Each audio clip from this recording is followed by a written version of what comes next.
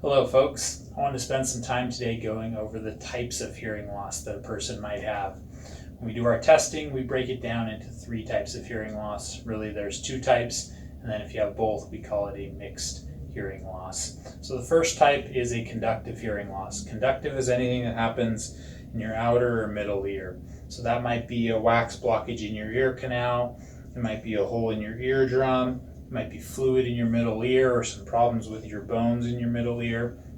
Any of those types of things would be a problem, would be a conductive problem with your hearing. Anything that's deeper in, from your cochlea to your hearing nerve, we call that sensorineural. For our purposes, our testing breaks it down into those two different types of hearing loss. So we kind of combine the sensory section and the neural section. Once we're done with your testing, we'll know, is it a sensorineural problem or a conductive problem? Most people's hearing loss is a sensorineural problem.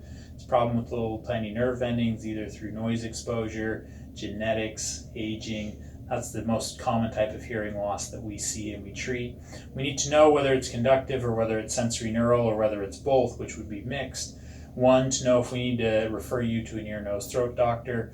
And two, when we're treating you with amplification, we need to know that because we're going to treat you differently depending on whether you're purely conductive, purely sensorineural, or a mixture of the two. We're going to program things a little differently for you.